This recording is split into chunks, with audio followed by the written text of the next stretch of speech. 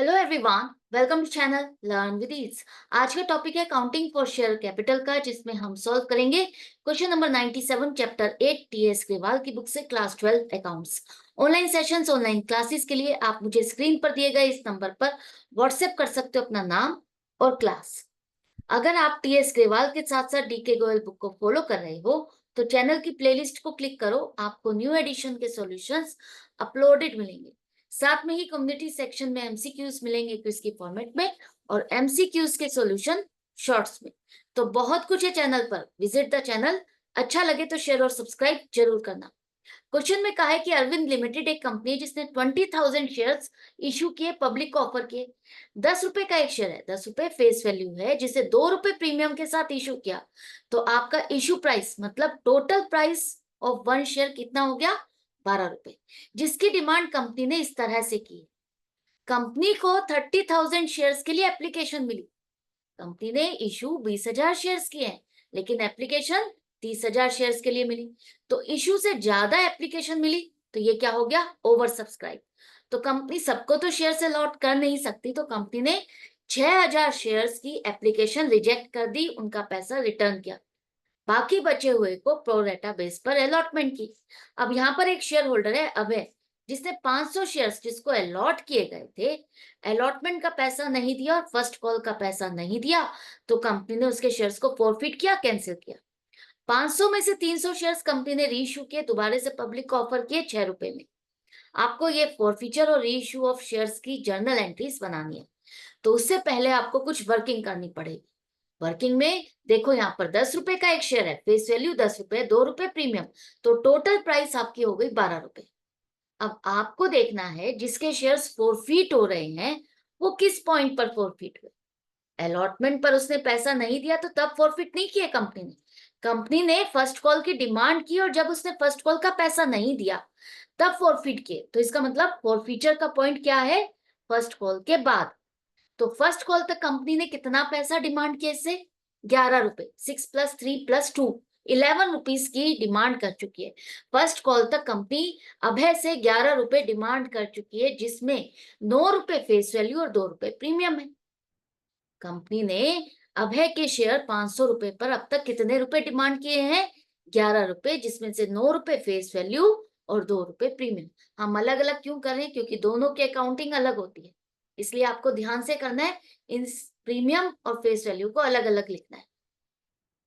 इसके बाद आपको देखना है कि इस 11 रुपए में से शेयर होल्डर अभय ने कितना पैसा दिया और कितना नहीं दिया। अभय ने, इसका मतलब सिर्फ एप्लीकेशन का पैसा दिया।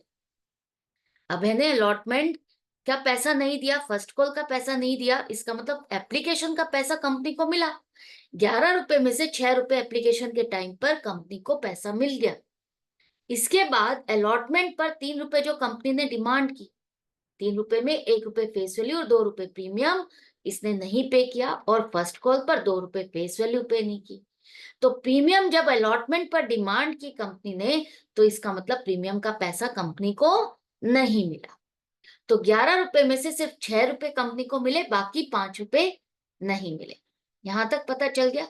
अब आपको देखना है कि उससे पैसा हमें मिला कितना है, क्योंकि ये प्रोरेटा बेस पर अलॉटमेंट है।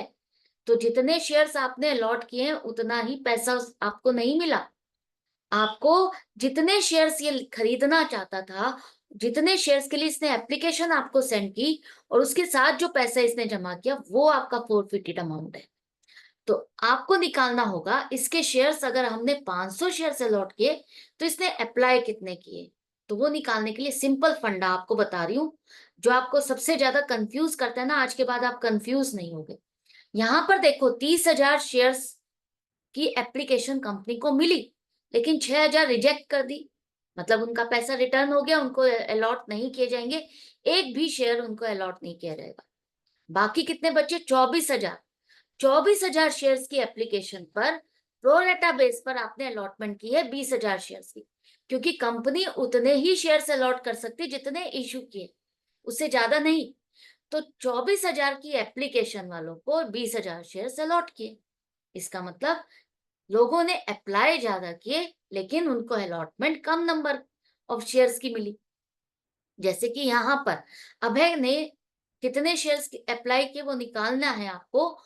उसकी अलॉटमेंट कितनी है 500 शेयर्स, लेकिन उसने अप्लाई कितने किए वो निकालने के लिए एप्लीकेशन वाले साइट पर आपको क्वेश्चन मार्क लगाना है। ये सिंपल सी एक टेबल बनाओ और यहाँ पर जो नंबर मिसिंग है उसके नीचे क्वेश्चन मार्क लगाओ। अब जहां पर क्वेश्चन मार्क है उसी नंबर को आपको ऊपर लिखना है, दूसरे नंबर को नीचे। यही कंफ्यूजन होती है सबसे ज्यादा, और जहां पर मिस्टेक होती है कि कौन सा नंबर ऊपर लिखे और कौन सा नीचे। तो क्वेश्चन मार्क आपका एप्लीकेशन के नीचे, तो एप्लीकेशन वाला ही नंबर ऊपर आएगा, दूसरा नंबर नीचे, मल्टीप्लाइड बाय 500। आपके पास आ गए 600 शेयर्स अप्लाइड। उसने 600 शेयर्स के लिए अप्लाई किया था। यहाँ पर अभय 600 शेयर्स खरीदना चाहता था, उसने इतने शेयर्स के लिए कंपनी के पास एप्लीकेशन सेंड की, लेकिन कंपनी ने उसको 500 शेयर्स अलॉट किए। यही होता है प्रो रेटा बेसिस अलॉटमेंट, जहां पर जितने शेयर्स अप्लाई किए जाएं उससे कम शेयर्स अलॉट किए जाते हैं, राइट। अब 600 शेयर्स अगर उसने अप्लाई किए तो एप्लीकेशन के टाइम पर उसने 6 रुपए के हिसाब से पैसा जमा किया। कितना पैसा मिला कंपनी को? 3600। कंपनी ने अगर 500 शेयर्स उसको अलॉट किए तो 500 शेयर्स पर एप्लीकेशन का पैसा कितना बनता है? 3000 रुपए। और 600 रुपए अब जो बच गए वो एक्स्ट्रा पैसा कंपनी ने उसको रिफंड नहीं किया, कंपनी ने उसका एज ए एडवांस रख लिया कि हम इस पैसे को आगे अलॉटमेंट की कॉल जब करेंगे उसमें एडजस्ट कर लेंगे। अलॉटमेंट पर अब इसको कितना पैसा देना था? 500 शेयर्स उसको अलॉट किए जा रहे हैं, तो 500 शेयर्स पर अगर कंपनी ने 3 रुपए डिमांड किए तो 3 रुपए के हिसाब से 1500 रुपए बनते हैं। 1 रुपया फेस वैल्यू 500 रुपए और प्रीमियम का पैसा 2 रुपए के हिसाब से 1000 रुपीज, तो टोटल 1500 रुपए इस तरह से उसको देने थे। 600 रुपए एडजस्ट करने के बाद हमारे पास 900 रुपए और इसको देने थे। 900 रुपए इसकी पेमेंट हमें नहीं मिली। अभय के 600 रुपए 1500 में से एडजस्ट करने के बाद 900 रुपए उसने नहीं दिए, इसकी वजह से कंपनी ने उसके शेयर्स को फॉरफिट किया। ये तो हमें समझ में आ गया कि इतना पैसा उसने नहीं दिया अलॉटमेंट पे। लेकिन सबसे बड़ी प्रॉब्लम यहाँ पर ये आती है, अलॉटमेंट पर आपने फेस वैल्यू और प्रीमियम दोनों पैसा डिमांड किया, और इतना पैसा आपका नहीं है कि आप पूरा अमाउंट इसका एडजस्ट कर सको, या सिर्फ फेस वैल्यू हुई एडजस्ट हुई है, ऐसा कुछ नहीं है। तो आपको जब भी ऐसा है, कंफ्यूजन है, फेस वैल्यू और प्रीमियम दोनों है, तो आपको कैसे एडजस्टमेंट करनी है? आपके पास जो एक्सेस पैसा 600 रुपए है उसको पहले फेस वैल्यू के साथ एडजस्ट करना है। हम पहले अलॉटमेंट के टाइम पर एक्सेस पैसा जो आया है उसमें से फेस वैल्यू के पैसे को एडजस्ट करेंगे। अलॉटमेंट पर जो हमें फेस वैल्यू 500 रुपए लेने हैं उसको एडजस्ट करने के बाद जो पैसा बचेगा वो प्रीमियम में एडजस्ट किया जाएगा। हमें 100 रुपए बचे फेस वैल्यू एडजस्ट करने के बाद, तो प्रीमियम पे हमें 1000 रुपए लेने हैं। 1000 रुपए में से 100 रुपए एडजस्ट आप कर सकते हो सिर्फ, तो बाकी 900 रुपए, इसका मतलब हमें जो नहीं मिले वो किस नाम के नहीं मिले? प्रीमियम के नहीं मिले। हमें ये अकाउंटिंग इतनी कैलकुलेशन क्यों करनी है? क्योंकि आपको पता है कि फेस वैल्यू और प्रीमियम की अकाउंटिंग अलग होती है। फेस वैल्यू आपकी शेयर कैपिटल और प्रीमियम सिक्योरिटीज प्रीमियम में डलेगा। तो आपको चेक करना होता है कि आपका एक्सेस पैसा सबसे पहले कहाँ एडजस्ट किया जाए? फेस वैल्यू में एडजस्ट किया जाएगा। फेस वैल्यू में एडजस्ट करने के बाद जो पैसा बचेगा वो माना जाएगा कि प्रीमियम है, वो प्रीमियम का पैसा है, वो प्रीमियम में एडजस्ट करोगे। बाकी जो नहीं मिला तो वो प्रीमियम का पैसा नहीं मिला। इतनी सारी कहानी समझ में आ गई? तो अब ये इजी हो जाएगा आपके लिए फॉर फ्यूचर की एंट्री बनाना। तो अब देखो, हमारा कॉल्ड अप वैल्यू क्या है? 9 रुपीज। फेस वैल्यू की बात की जाएगी। शेयर कैपिटल जब आप करते हो तो शेयर कैपिटल के लिए हमें फेस वैल्यू देखनी है, और फॉर फ्यूचर के टाइम पर हम शेयर कैपिटल को क्या करेंगे? डेबिट करेंगे। क्यों? क्योंकि जब आप शेयर्स कैंसिल कर देते हो तो इसका मतलब उतने नंबर ऑफ शेयर्स खत्म हो गए। नंबर ऑफ शेयर्स ही खत्म हो गए तो शेयर कैपिटल भी नहीं रहेगी। आपके शेयर कैपिटल अकाउंट में उतनी ही शेयर कैपिटल रहेगी जितने शेयर्स आपने अलॉट किए। जैसा कि यहाँ पर अगर 20,000 शेयर्स अलॉट किए, 500 शेयर्स अगर आपने कैंसिल कर दिए हैं, तो अब कितने शेयर्स बच जाएंगे? 19,500। 500 शेयर्स खत्म। तो 500 शेयर्स के अब तक फर्स्ट कॉल तक कंपनी जो शेयर कैपिटल अकाउंट में पैसा डाल चुकी है, हर बार आप एप्लीकेशन के टाइम पर आपने शेयर कैपिटल अकाउंट को क्रेडिट किया, अलॉटमेंट के टाइम पर आपने जब ड्यू की एंट्री बनाई तब शेयर कैपिटल अकाउंट को क्रेडिट किया पूरे 20,000 शेयर्स पर। फर्स्ट कॉल की एंट्री बनाई तब भी आपने ड्यू की एंट्री बनाते हुए शेयर कैपिटल अकाउंट को क्रेडिट किया। ये मानते हो आपकी सभी शेयर्स पर पैसा आ जाएगा।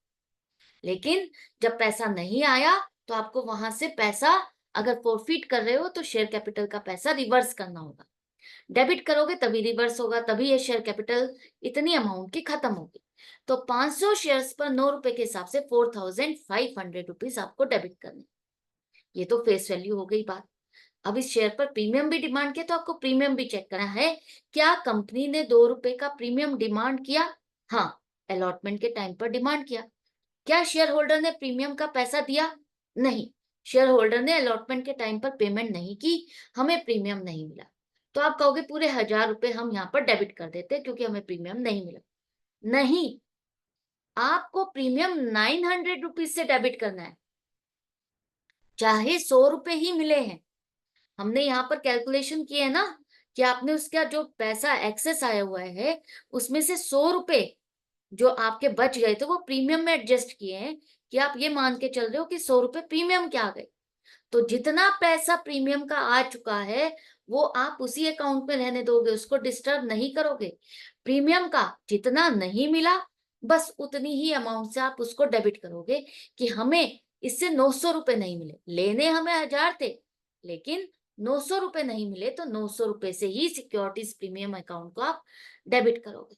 ये बहुत इंपॉर्टेंट पॉइंट है जहां पर सबसे ज्यादा मैक्सिमम गलती होती है और उसी वजह से आपके मार्क्स कटते हैं। ये आपको अच्छे से समझ में आ गया।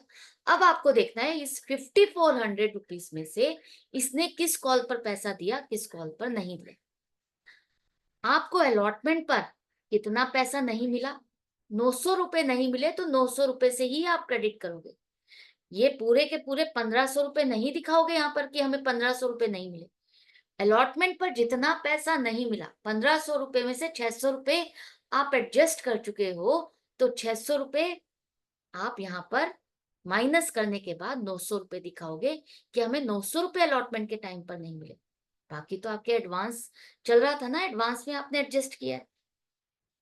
इसके बाद फर्स्ट कॉल पर आपको जो पैसा नहीं मिला, उसने 2 कॉल का पैसा नहीं दिया ना, तो 500 शेयर्स यहाँ पर 600 शेयर्स के हिसाब से नहीं करोगे आप, ये बात याद रखना। 500 शेयर्स अलॉट किए गए हैं तो 500 शेयर्स के हिसाब से आपको करना है। तो 500 शेयर्स पर 2 रुपए आपको 1,000 रुपए नहीं मिले, राइट। अगर आपने कॉल्सी नैरियर अकाउंट के साथ किया है तो आपको 1,900 रुपीज टू कॉल्सी नैरियर अकाउंट को क्रेडिट करना। मैं सजेस्ट करूंगी जिस कॉल पर पैसा आपको नहीं मिला उसी हिसाब से करो। जब तक क्वेश्चन में स्पेसिफिकली ना लिखा हो कि कॉल सिनेरियर अकाउंट के साथ आप क्वेश्चन को बनाओ, एंट्रीज बनाओ, तब तक मैं यही सजेस्ट करूंगी कि आप अलग अलग कॉल पर जिस पर पैसा नहीं मिला उसी के हिसाब से कैलकुलेशन करो। उससे इजी होता है क्योंकि आपको पता चल जाता है कि किस कॉल पर हमें कितना पैसा लेना था, तो आप इजीली अलग अलग कैलकुलेशन करके लिख सकते हो, राइट। इसके बाद कंपनी को पैसा इससे कितना मिल चुका है?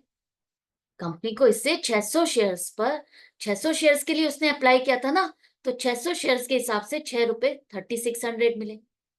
3,600 मिले तो कंपनी को 3,600 रुपए है, लेकिन 100 रुपए जो हमें प्रीमियम का मिला वो प्रीमियम अकाउंट में ही छोड़ दो। बाकी 3,500 जो हमारे फेस वैल्यू के वो हम फॉरफिटेड शेयर अकाउंट में निकालेंगे, लिखेंगे, राइट।